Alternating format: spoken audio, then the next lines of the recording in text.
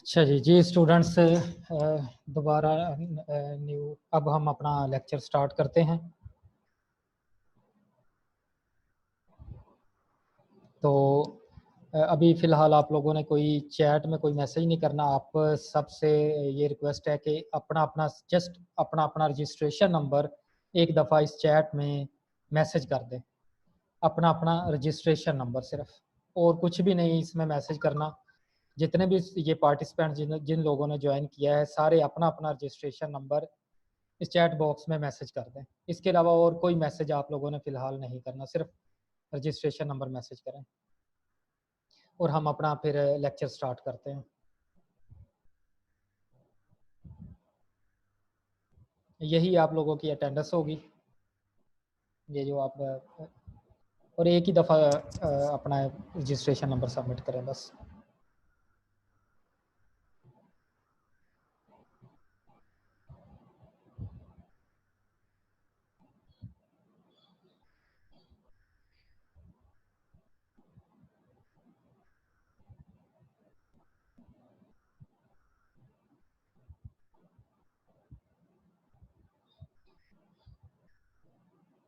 अपने video of करेंगे।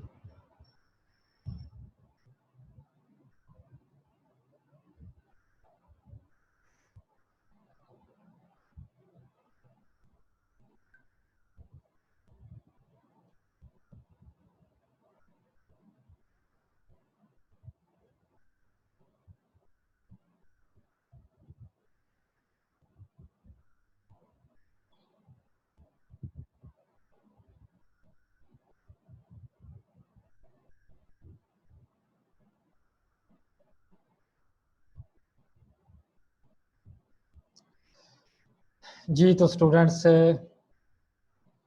ये कंटेंट्स आपको नज़र आ रहे होंगे न्यूमेरिकल एनालिसिस के।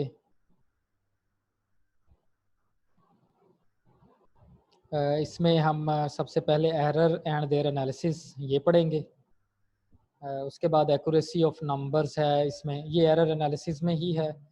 एरर एनालिसिस में हम accuracy of numbers, errors, exercises हैं इसकी कुछ, ये 3 टॉपिक्स हैं। उसके बाद फिर solution of non linear equations होगी।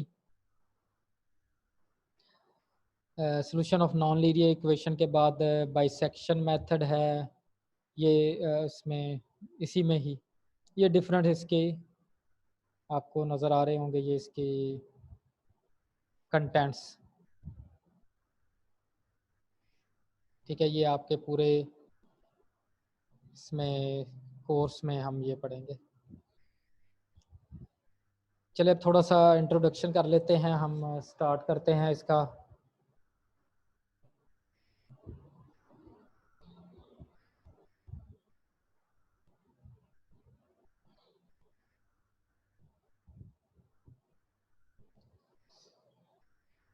पहला टॉपिक है एरर्स एंड देयर एनालिसिस।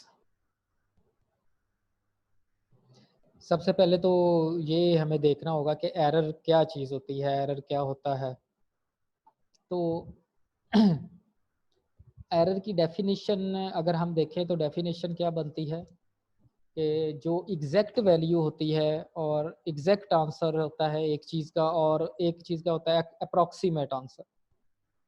तो जो डिफरेंस होता है ना इन दोनों में, एग्जैक्ट और अप्रॉक्सीमेट आंसर में जो डिफरेंस होता है उसको हम एरर बोलते हैं।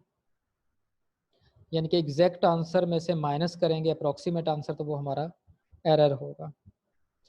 तो ये एरर मुख्तलिफ इक्वेशंस में जब हम उनके रिजल्ट्स निकालते हैं, उनके सॉल्यूशंस निकालते हैं, तो कुछ अप्रोक्सीमेट सॉल्यूशंस निकलते हैं, कुछ एग्जैक्ट सॉल्यूशंस निकलते हैं, तो ये उस हिसाब से।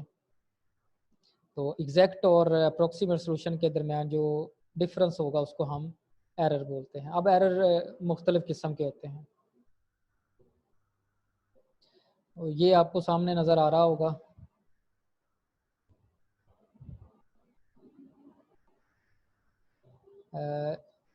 एरर्स एंड देयर एनालिसिस, ठीक है, ये टॉपिक है।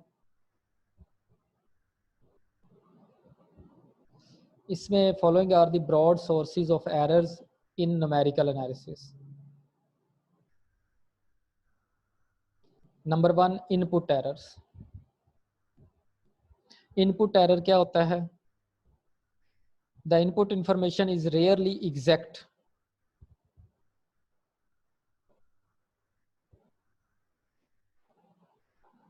ये दो स्टूडेंट्स कह रहे हैं जी मुझे आवाज़ नहीं आ रही है, एक 2019 से जी, ये 2-3 स्टूडेंट्स को आवाज़ नहीं आ रही, बाकी तो तकरीबन सबको आ रही है।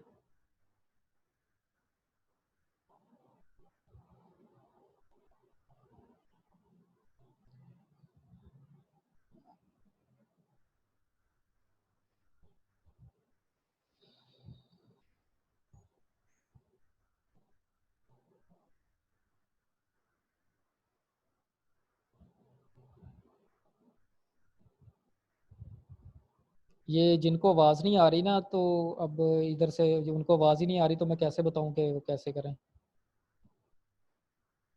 1 मिनट भी।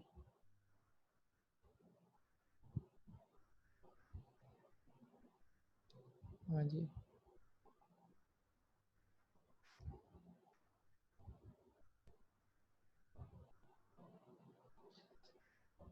जी ये मोहम्मद उस्मान यूनस।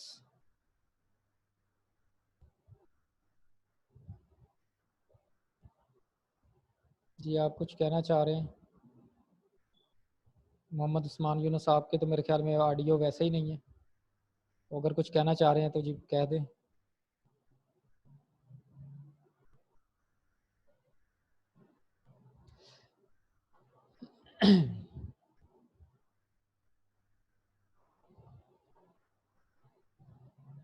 अच्छा जी, इनपुट एरर पर आते हैं। इनपुट एरर क्या होता है? The input information is rarely exact since it comes from the experiments and any experiment can give results of only limited accuracy. Input error क्या होता है? जो डिफरेंट एक्सपेरिमेंट से जो रिजल्ट्स हासिल होते हैं, तो एक्सपेरिमेंट से जो रिजल्ट हासिल होते हैं वो एग्जैक्ट नहीं होते। वो एग्जैक्ट नहीं होते, वो कुछ अप्रोक्सीमेट रिजल्ट्स होते हैं, इसलिए वो कहा है the input information is rarely exact. Rarely का मतलब होता है कि बहुत कम ही ऐसा हो कि वो एग्जैक्ट आए जब हम मुख्तलिफ चीज़ों के एक्सपेरिमेंट्स करते हैं।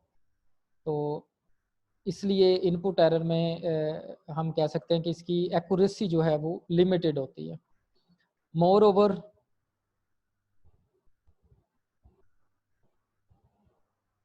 ये देखिए जी, moreover the quantity used can be represented in a computer for only a limited number of digits.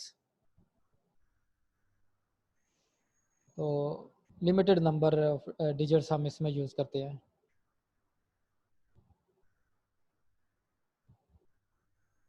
और दूसरे नंबर पर है एल्गोरिथम एरर।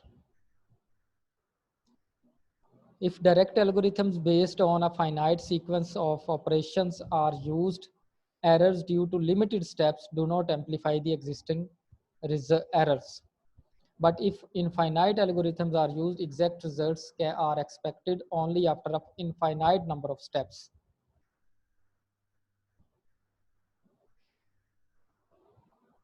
तो एल्गोरिथम एरर क्या होता है कि जब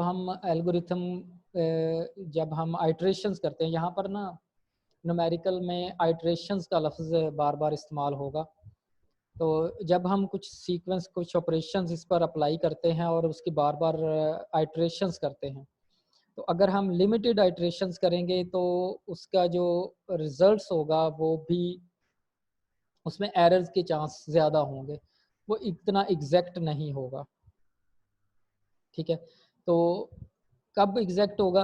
जैसे ये लिखा हो, but if infinite algorithms are used, infinitely बहुत ज़्यादा अगर हम उसके एल्गोरिथम यूज़ करेंगे तो वो एग्जैक्ट रिजल्ट्स उसके आने के चांसेस होते हैं।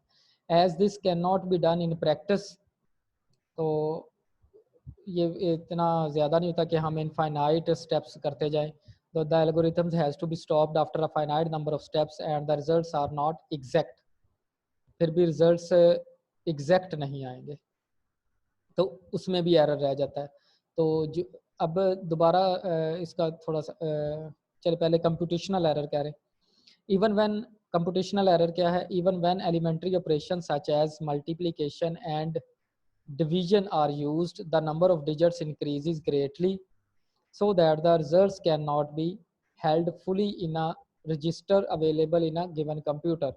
In such cases, a certain number of digits must be discarded.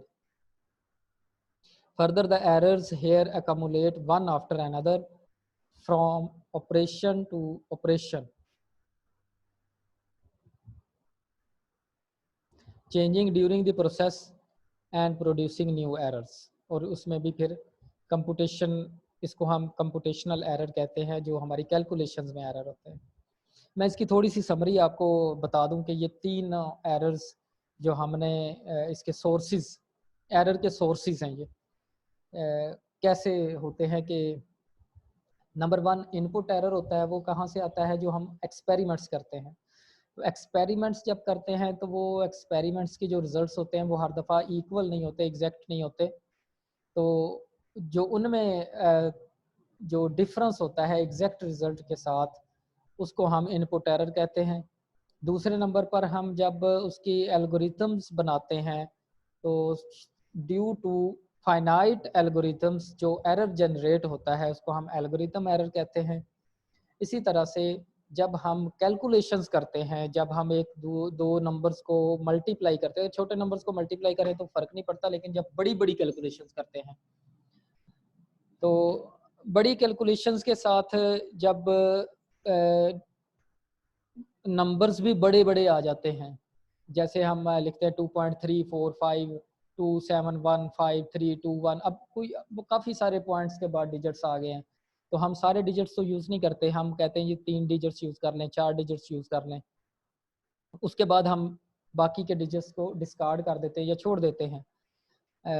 तो इसी तरह से कंप्यूटर में भी अगर हम कैलकुलेशन करें या कैलकुलेटर में भी कैलकुलेशन करें तो वो एक ख़ास हद तक, एक ख़ास लिमिट तक डिजिट्स को एक्सेप्ट करता है। उसके बाद वाले जो डिजिट्स हैं वो छोड़ देता है, डिस्कार्ड कर देता है। तो इसको हम कहते हैं कंप्यूटेशनल एरर। तो ये 3 मेजर सोर्सेज हैं एरर्स के, जिनके ज़रिए एरर आ जाता है। एक इनपुट एरर हो गया, एल्गोरिथमिक एरर हो गया और कंप्यूटेशनल एरर हो गया। अब हमने क्या करना है? जो मेन चीज़ आप इसमें देखेंगे,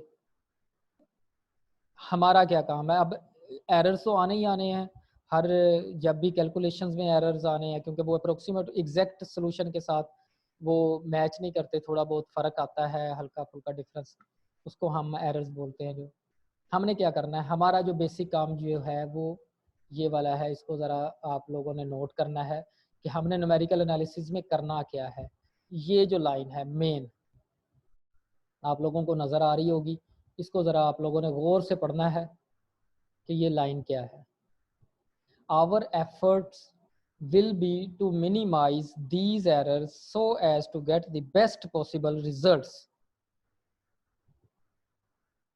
तो हमारा मकसद क्या है? हमारा मकसद ये है कि जो भी एरर्स आएँ, वो चाहे कंप्यूटेशनल एरर आएँ, चाहे वो एल्गोरिथमिक एरर आएँ, चाहे वो इनपुट एरर्स आएँ, तो हम मे बी के हम एरर को बिल्कुल ख़त्म ना कर सकें, लेकिन हमारी एफर्ट्स ये होनी चाहिए कि हम एरर को मिनिमम कर सकें।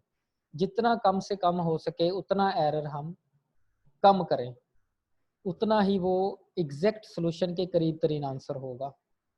ठीक है? तो हमारा जो मेन एफर्ट्स हैं, हमारी जो एफर्ट्स होंगी, जो हमारी कैलकुलेशंस होंगी, जो हमारे मेथड्स होंगे, वो हर मेथड जो है वो एरर को कम करने के लिए इस्तेमाल होगा। नेक्स्ट लाइन देखें, we begin by explaining the various kinds of errors and approximations that may occur in a problem and derive some results on error propagation in numerical calculations. तो नंबर 1 है accuracy of numbers. अब आपको थोड़ा बहुत इसमें idea होगा approximate numbers क्या होते हैं जी। There are two types of numbers. Numbers दो तरह के होते हैं, एक एग्जैक्ट नंबर होते हैं और एक अप्रोक्सीमेट नंबर्स होते हैं। एग्जैक्ट नंबर्स कौन से होते हैं? Exact numbers are 2, 4, 9, 7/2, 6.45 etcetera. इस तरह के जो नंबर्स लिखे होते हैं वो एग्जैक्ट नंबर, जिनकी एग्जैक्ट वैल्यू है। But there are number such that 4/3, 4/3 को अगर हम पॉइंट्स में लिखें तो वो क्या बनता है? 1.3333 and up to so on infinitely, ये नंबर तक जाता है 33 जो जाता है इनफाइनाइट। लेकिन जब हम इसको राइट अप करते हैं तो हम कितने डिजिट्स ले लेंगे? 3 डिजिट्स ले लेंगे, 4 ले लेंगे, 5, 10, 15, 20, 50, 100। तो फिर भी कुछ ना कुछ डिजिट्स होंगे जो हमें डिस्कार्ड करने पड़ेंगे, छोड़ने पड़ेंगे, तो इसको हम अप्रोक्सीमेट कहते हैं। तो ये एग्जैक्ट नंबर नहीं होगा 1.3333। इसी तरह से 2 अंडर रूट देखें तो 2 under root is approximate number, that is 1.414213 and so on. इसी तरह से pi, pi is rational number, irrational number. Pi एक इरेशनल नंबर है और इसकी वैल्यू क्या है? 3.141592 एंड अप टू सो। तो ये भी एक अप्रोक्सीमेट नंबर है, क्योंकि हम सारे डिजिट्स तो नहीं लिख सकते, इनफाइनाइट डिजिट्स हैं पॉइंट के बाद, तो हमें डिस्कार्ड करने पड़ते हैं। So which can not be expressed by a finite number of digits, these may be approximated by the numbers 1.33। अब कुछ डिजिट्स हम लिख लेंगे, इसको अप्रोक्सीमेट कर लेंगे। इस तरह से 1.414 लिख लेंगे। अगर और भी मजीद इसमें डिजिट्स ऐड करना, यानी कि हम इसको अप्रोक्सीमेट कर लेते हैं चंद डिजिट्स तक, कि यहाँ तक हम लिख लेते हैं। तो जो डिस्कार्ड करते हैं, तो डिस्कार्ड करने से वो एग्जैक्ट के साथ उसका कुछ ना कुछ एरर जनरेट हो जाता है। Such numbers which represent the given number to a certain degree of accuracy are called approximate numbers। ठीक है। अच्छा जी, इसके बाद देखें सिग्निफिकेंट नंबर्स, सिग्निफिकेंट डिजिट्स। ये इम्पोर्टेंट है, काफ़ी इम्पोर्टेंट है। सिग्निफिकेंट डिजिट्स हम नॉर्मली यूज़ करते आ रहे हैं, आई थिंक के दूसरी तीसरी क्लास से ही। तो क्या होते हैं सिग्निफिकेंट डिजिट्स, देखते हैं। The digits used to express a number are called significant digit। The digits 1, 2, 3, 4, 5, 6, 7, 8, 9 are significant digits। 0 is also a significant digit except when it is used to fix the decimal point or to fill the places of unknown or discarded digits।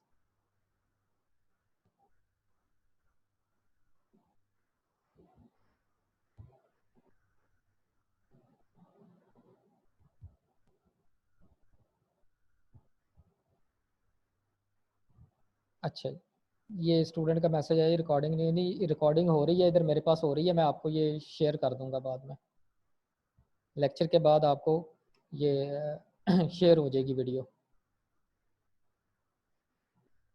अच्छा जी, अब significant digits को ज़रा गौर से समझ लें। For example, each of the number 7845, 3.589 and 0.4758 contains 4 significant digits figures, while the number 0.00386, 0.0000587, 0.0000296 contains only 3 significant figures, since zeros only help to fix the position of the decimal point.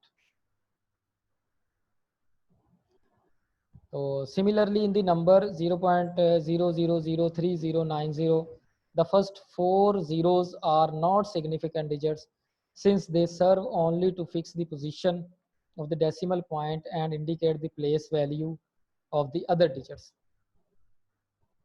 अच्छा, यहाँ पर आप एक चीज़ तो ये ज़हन में रखें कि 1 से लेकर 9 तक सारे के सारे डिजिट सिग्निफिकेंट होंगे। 1 to 9 जो भी नंबर आएगा वो सिग्निफिकेंट होगा। मसला सिर्फ इशू क्या बनता है ज़ीरो का, कि ज़ीरो सिग्निफिकेंट कब होती है और कब नहीं होती, ये सिर्फ इशू है। इसको आपने समझना है कि ज़ीरो कब सिग्निफिकेंट होती है और कब नहीं होती। उसके लिए ये आप अगर आप यहाँ पर देखें, to be more clear the number 3.0686 contains 5 significant digits. अब कैसे पता चलेगा कि ये सिग्निफिकेंट ज़ीरो, ये आपको बता भी दिया है। मज़ीद इसको मैं मज़ीद क्लियर करके मैंने लिखा है कि ये ज़ीरो सिग्निफिकेंट कब होगा। नंबर आप ये देखें यहाँ पर, ये point, significant figures in a number in positional notation consist of, ये पॉइंट पहले नंबर पर ऑल नॉन ज़ीरो डिजिट्स, जितने भी नॉन ज़ीरो डिजिट्स होंगे 1 to 9, 1 से लेकर 9 तक तमाम के तमाम डिजिट्स सिग्निफिकेंट डिजिट्स हैं। पहली बात तो ये होगी।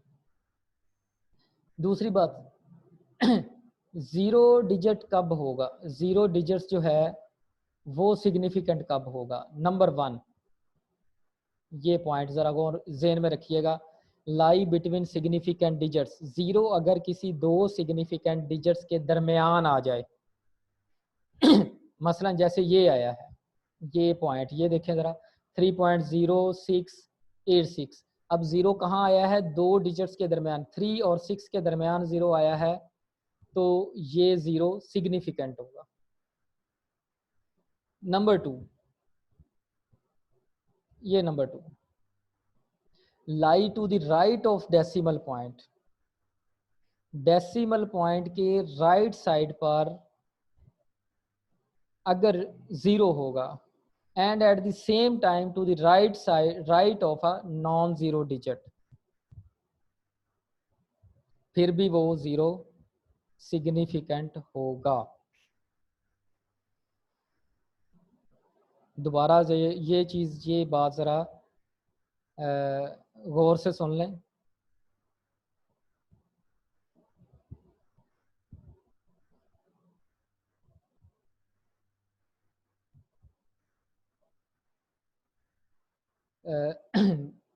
ज़ीरो कब डिजिट सिग्निफिकेंट होगा, पहले नंबर पर तो अगर वो दो नॉन ज़ीरो डिजिट्स के दरमियान आएगा फिर वो सिग्निफिकेंट होगा। दूसरे नंबर पर अगर वो डेसिमल पॉइंट की राइट साइड पर होगा और एट द सेम टाइम वो किसी नॉन ज़ीरो डिजिट्स के भी राइट साइड पर होगा, फिर वो, जैसे अगर आप ये वाला देखें ज़रा इसको,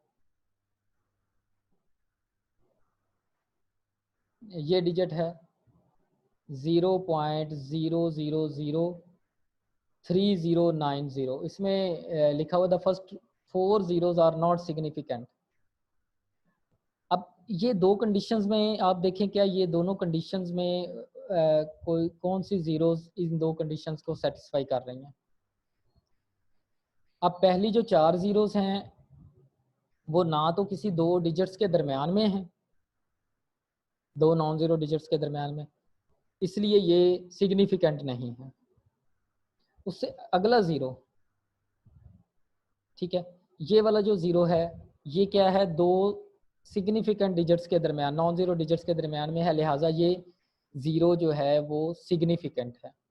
इसी तरह से ये जो ज़ीरो है, ये वाला ज़ीरो, ये पॉइंट की भी राइट साइड पर है, डेसिमल पॉइंट की भी राइट साइड पर है, और एट द सेम टाइम ये 9 की भी राइट साइड पर है, एक नॉन ज़ीरो डिजिट की भी राइट साइड पर है। इसलिए ये दो ज़ीरो सिग्निफिकेंट हो गए, बाकी जो पहले वाले 4 ज़ीरोस हैं वो सिग्निफिकेंट नहीं होंगे। तो ये आप लोगों ने इसमें जहन में रखना है कि सिग्निफिकेंट डिजिट्स और नॉन सिग्निफिकेंट डिजिट्स क्या होते हैं। दोबारा सुन लें, दोबारा मैं इसको रिपीट कर देता हूँ। पहले नंबर पर कि जो डिजिट्स हैं वो नॉन ज़ीरो डिजिट्स के, ज़ीरो जो है वो नॉन ज़ीरो डिजिट्स के दरमियान में होगा तो सिग्निफिकेंट होगा। दूसरे नंबर पर अगर ज़ीरो डेसिमल पॉइंट की राइट साइड पर आए और एट द सेम टाइम वो किसी नॉन ज़ीरो डिजिट की भी राइट साइड पर हो तो फिर वो सिग्निफिकेंट होगा। ठीक है,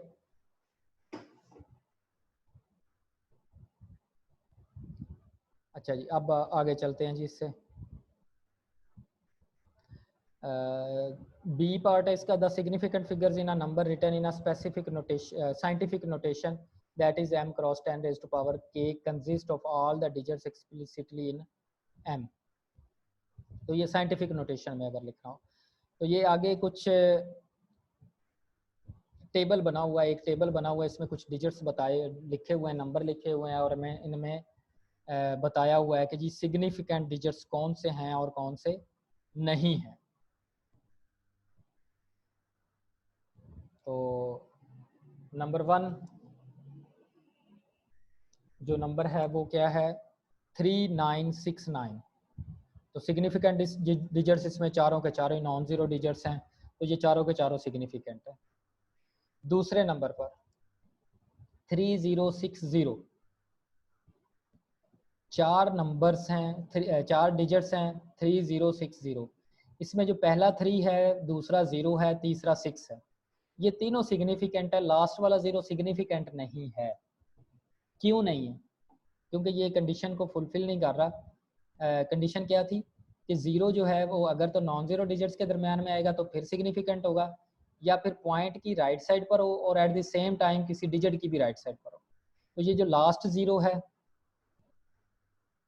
ये वाला 0, ये पॉइंट की डेसिमल पॉइंट की राइट साइड पर नहीं है।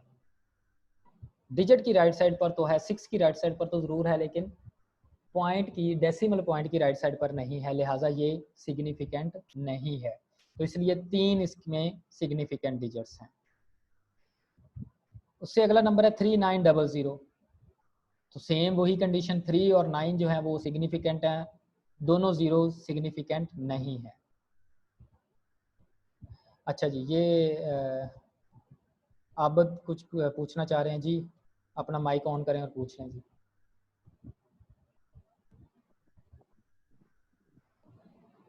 जी आप तो बोलो। अस्सलामुअलैकुम सर, इतना काफी है सर, बस कर दें सर। काफी लड़के हैं जो सर ज्वाइन नहीं कर पा रहे सर, इतना काफी है सर आज के लिए। नेक्स्ट जरा ज्यादा बढ़ा लीजिएगा सर।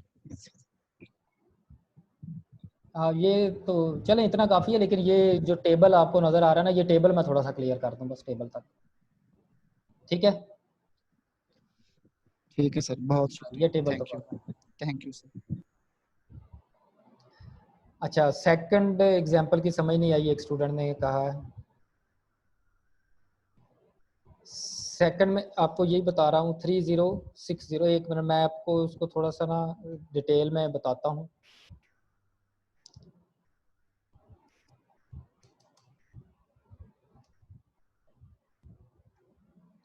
ये मैंने लिखा है 30690 फॉर एग्जांपल, मैंने ये लिखा है। अब इसमें मैंने बताना है कि जी सिग्निफिकेंट डिजिट्स कौन से हैं। यहाँ पर अगर मैं एक 0, चलिए ये भी लिख देते हैं। ठीक है, इसमें जो जो पहले 3 डिजिट 4 डिजिट्स हैं, नॉन ज़ीरो डिजिट्स तो सिग्निफिकेंट होंगे ही। 3 भी सिग्निफिकेंट है, 6 भी सिग्निफिकेंट है और 9 भी सिग्निफिकेंट है, इसमें तो कोई शक नहीं। क्वेश्चन जो प्रॉब्लम क्रिएट करता है, जिसकी समझ नहीं आती, वो 0 की समझ नहीं आती कि 0 कब सिग्निफिकेंट होगा और कब नहीं होगा। अब देखें, ये जो 0 है 306, ये 0 सिग्निफिकेंट है। कैसे कि ये 2 डिजिट्स के दरमियान में आ गया, 3 और 6 के दरमियान में आ गया, इसलिए ये सिग्निफिकेंट है। ठीक है, उसके बाद अगला 0 ये वाला जो 9 के बाद वाला है ये सिग्निफिकेंट नहीं है। क्यों नहीं है? वो इसलिए नहीं है कि ये जो मैंने आपको यहाँ पर ये एक बताई थी कंडीशन, इस कंडीशन को आपने ज़हन में रखना है यही मैंने पहले भी आपको बताया था कि ये कंडीशन जो है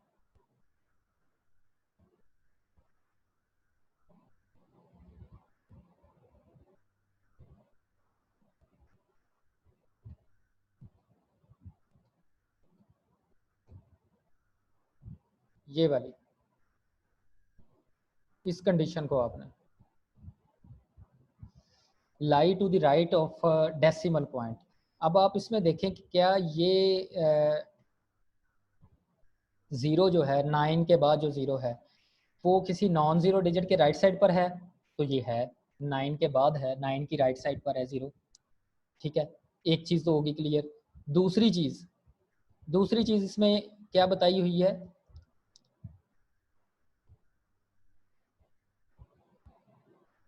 एट द सेम टाइम ये point right of a non zero digit.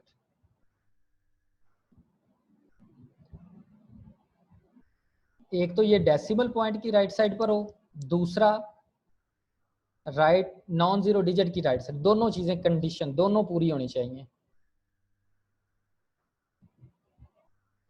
Non zero digit की भी राइट साइड पर हो, डेसिमल पॉइंट की भी राइट साइड पर हो। ठीक है, अब आप इसको देखें, ये जीरो जो है, ये वाला जीरो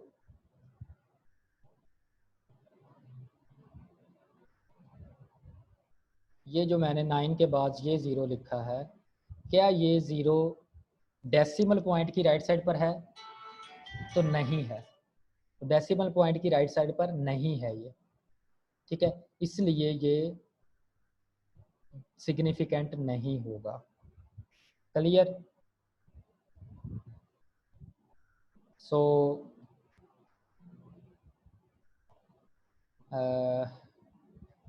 इसी तरह से बाकी ये टेबल अगर आप गौर से देखें तो इसी तरह से ये बाकी आपको पता चल जाएगा, अंदाज़ा हो जाएगा कि सिग्निफिकेंट डिजिट्स और नॉन सिग्निफिकेंट डिजिट्स में क्या फ़र्क है। तो आज यहाँ तक ही इसको थोड़ा सा पढ़ लेते हैं। ठीक है, यहाँ तक आप थोड़ा सा इसको अंडरस्टैंड कर लें, बाकी इंशाल्लाह नेक्स्ट टाइम ज़रूर इसको देखेंगे। ठीक है जी,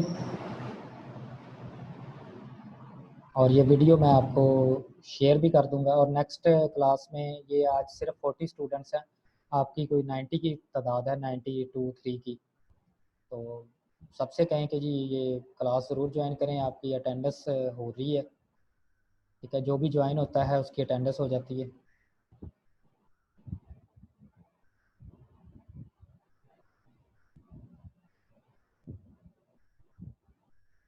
अच्छा जी, ये एक स्टूडेंट का मैसेज आया जी, न्यूमेरिकल एनालिसिस की बेसिक्स बतानी थी। तो ये हम बेसिक से स्टार्ट कर रहे हैं। न्यूमेरिकल एनालिसिस स्टार्ट ही एरर से होता है। पहले हम एरर को समझ लें, सिग्निफिकेंट डिजिट्स को समझ लें, डिजिट्स की बात कर लें, अप्रोक्सीमेट नंबर्स और एग्जैक्ट नंबर्स। उसके बाद फिर आगे हम न्यूमेरिकल पर आते हैं ना।